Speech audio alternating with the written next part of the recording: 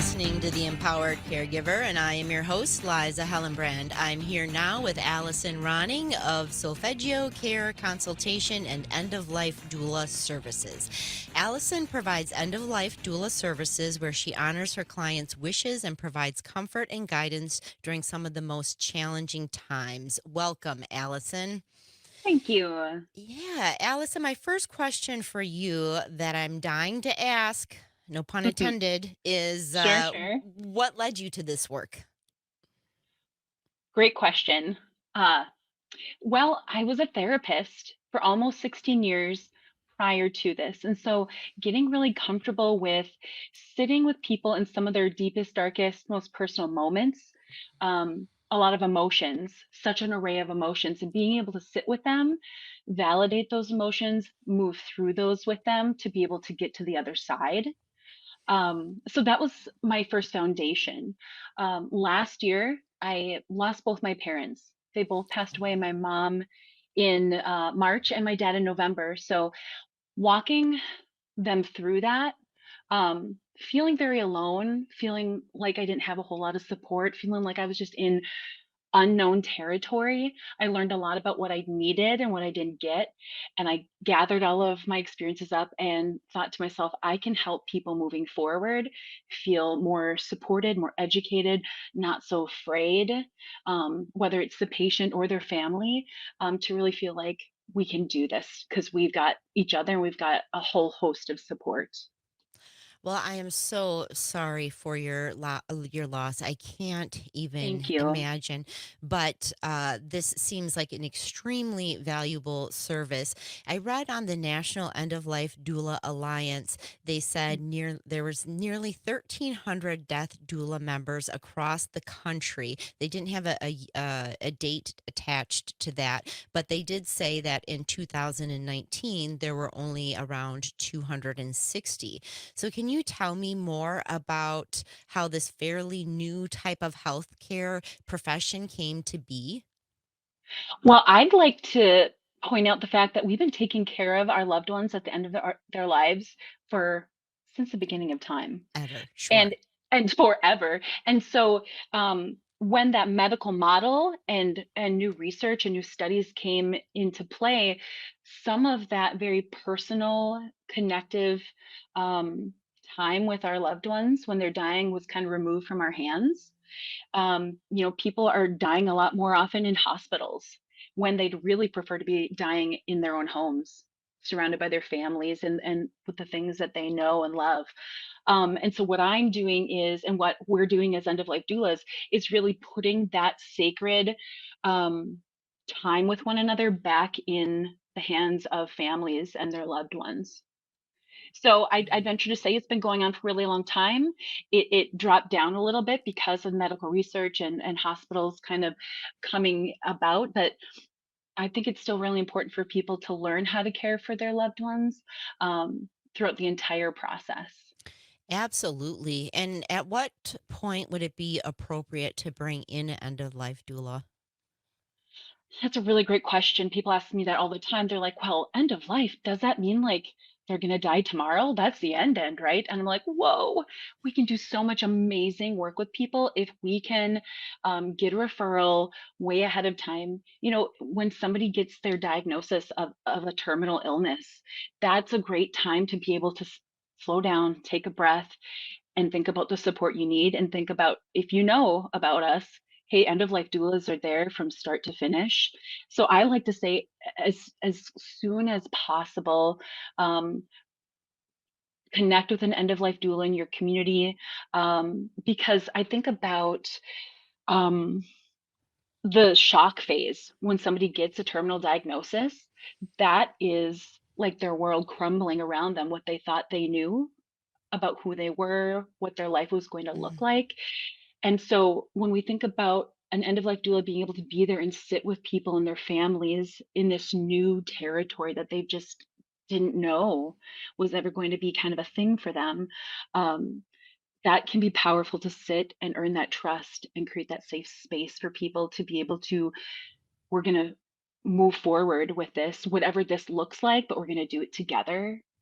Um, after that shock phase, there's a phase where people can really start to conserve their energy, and they've got a lot of space to do legacy projects, writing down stories, doing audio recordings of stories, going through pictures, making collages.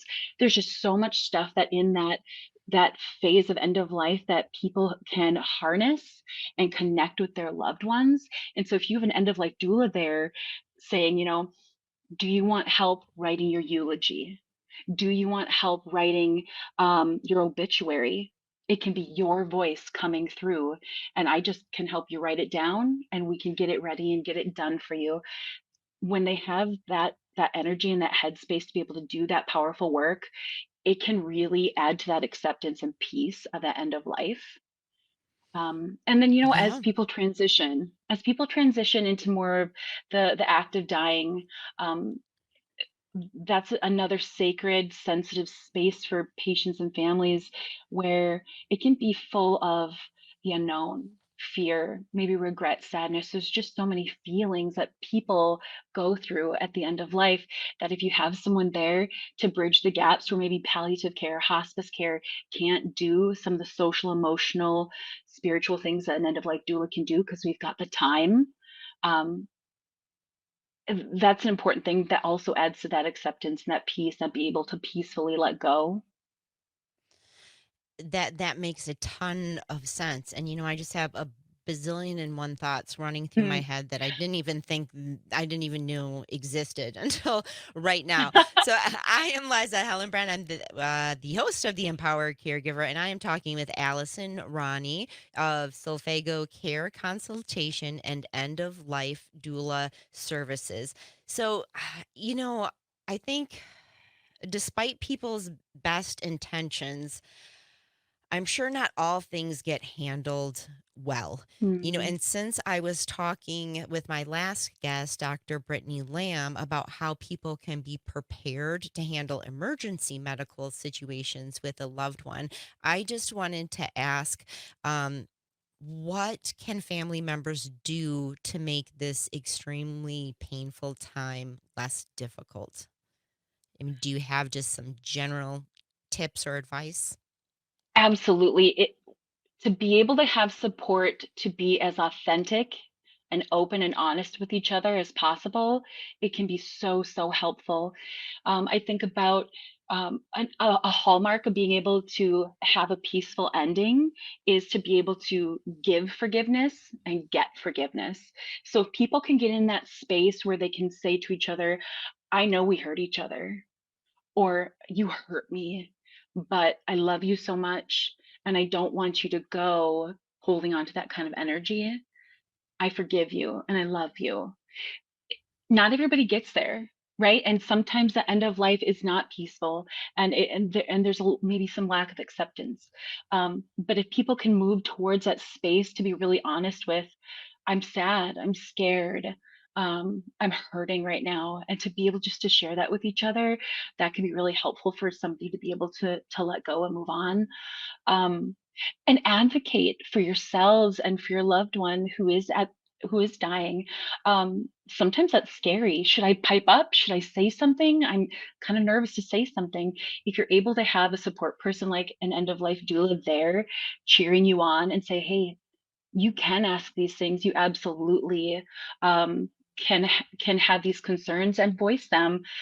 That's important because there are no do-overs.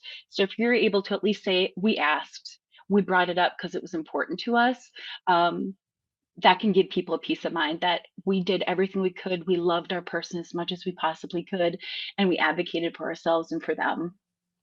Well, those sound like some amazing, deep, personal conversations. And to me, Mm, I could just feel a sense of closure with it, with mm, it.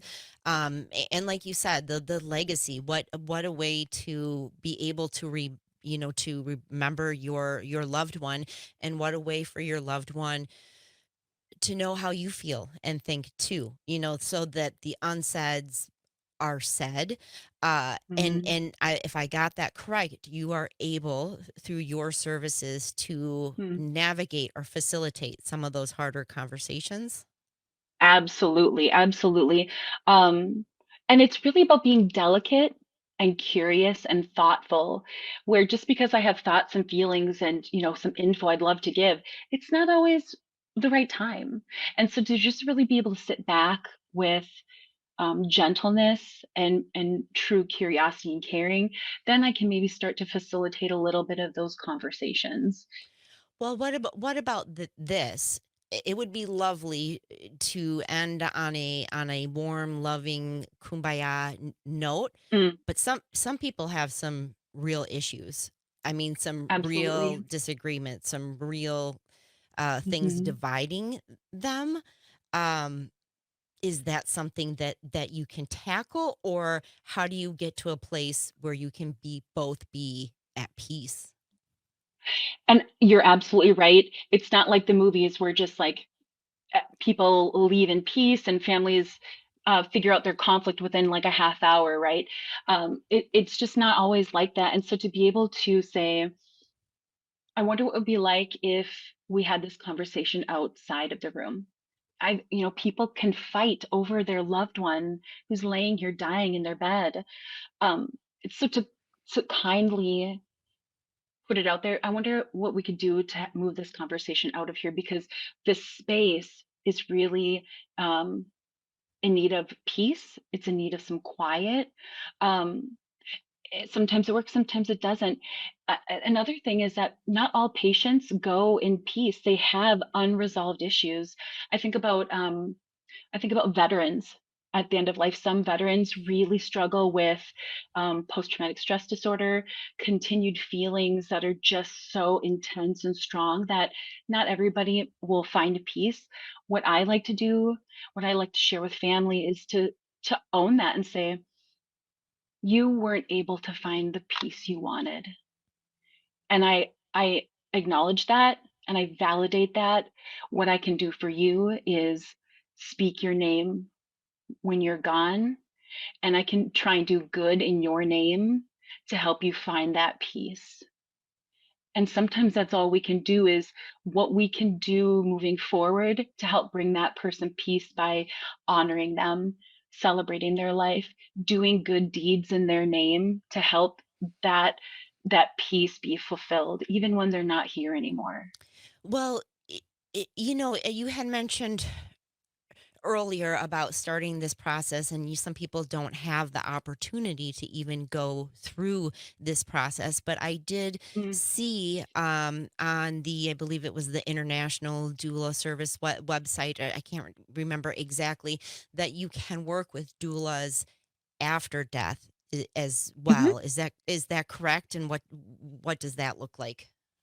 That's true. And when I think about like immediately after someone has died, doulas, if they're comfortable, can, and if families are comfortable, can provide aftercare services when it comes to um, cleaning the body, dressing the body of their loved one, helping prepare them for um, transport, whoever that might be, or helping move them to a different room in the home if they're going to do an at home celebration or a wake. So being able to help with that immediate need is there.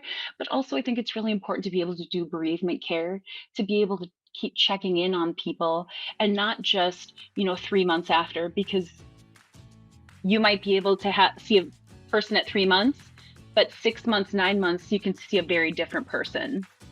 Absolutely. Uh, you are listening to the Empowered Caregiver, and I am speaking with Allison Ronning of Soulfeggio Care Consultation and End of Life Doula Services. When we come back, we will talk more about how to make a peaceful and loving transition with your loved ones. Mm. You are listening to The Empowered Caregiver, and I am your host, Liza Hellenbrand. I'm here now with Allison Ronning of Soulfeggio Care Consultation and End of Life Doula Services. Allison provides end of life doula services where she honors her clients' wishes and provides comfort and guidance during some of the most challenging times. Okay, so Allison, I confessed during commercial that I am just like trying to hold it together right now. I had no idea all these emotions and ranges of emotions and things I never thought that I would think of are coming to mind. So I just need to take a minute to clear my head. And so this is how I do it. Your name, the company name is Solfego, right?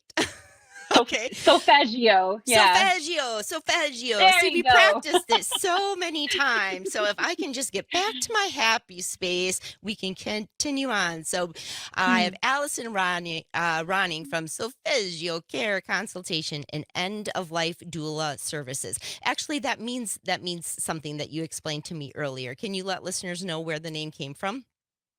Yes. So solfeggio frequencies, it's spelled Solfeggio.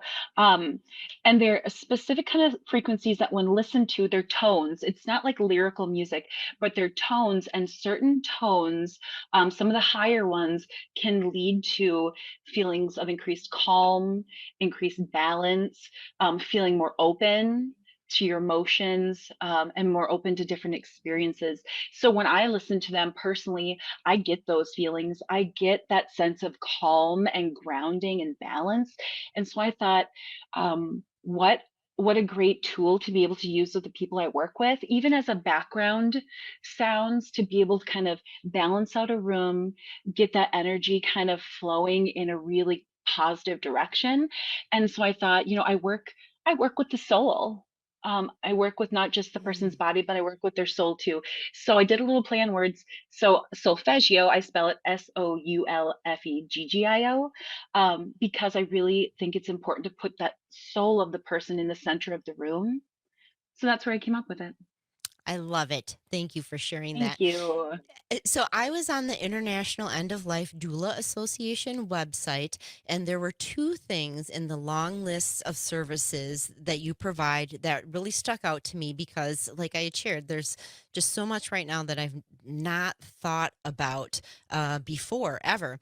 And one was, and I know you spoke to these a little bit earlier, but one was the Mm, meaning of the dying person's life legacy. What mm. what does that look like? You know, it- that's an amazing space to be in with a person when it's the person who is at their end of life, to be able to say, tell me about your life. Tell me about how you brought meaning to the world, how you brought meaning to other people, how they brought meaning to you, and you just see people's eyes light up and they love to share those stories. Um, and that's another piece of that acceptance and that being able to let go in a more peaceful manner, is to be able to do that life review, share those stories, record those stories, make sure they live on long before we're gone. um, to be able to say, I was here and I did something meaningful. I had a purpose, I had passion for something, and this is why I want to tell you, because it's been so important to me. So to be Mm. able to share those stories and keep that legacy and that storytelling going, um, it decreases people's fear of missing out. I'm going to miss out on so much. I'm going to miss out on birthdays and graduation. What if people forget about me? If they have those archives, those legacy projects to be able to go back and read or listen to, and to talk about, this is how I want to be remembered. Maybe on the anniversary of my death, I want you to go out, have a barbecue in my name, do these things in remembrance of me. Let me keep living on through what you get to keep doing. Those are the kinds of legacy projects that can be so transformational for people at the end of their life. I love that, and I think you answered my next question, unless there's anything else that you wanted to do that you wanted to expand on it, and that was the second thing that I saw on the website that really caught my eye was to incorporate new traditions or rituals Mm, to mark special moments. Again, what does that look like, or can you give examples of what people are wanting? absolutely. Yeah. Well, I think about, there's services out there that if you and your family would like to set it up, you are able to write a special message, or have a special message written on a card for, let's say, your grandkids for the next 10 years of their lives. So every year, your grandkid gets to get a birthday card from you saying, I love you so much. love grandma or grandpa, and it decreases that fear of missing out, and it makes sure that you are still in the room for that youngster and you get to still be part of things. Not everybody chooses to have a funeral or a celebration of life, but maybe it's about making their favorite baked good. You know, every year on my mom's birthday, we're going to bake a carrot cake because it was her favorite. She doesn't get to enjoy it with us, but her energy, her spirits in that room when we're baking it and when we're enjoying it together as a family, those are just some really personal things that if you're able to have those conversations with your loved ones, we can make that happen. Well, I love that you say that. And of course, this whole time I'm thinking about mine, right? What am I going to do? Yeah. And the only thing I could come up with is I'm going to have this list, like this nagging mom list of all the things that I want you to do to celebrate me on, whatever day it is that I choose. And then what my kids have to do is they have to come together and they have to do is read this Mhm. list.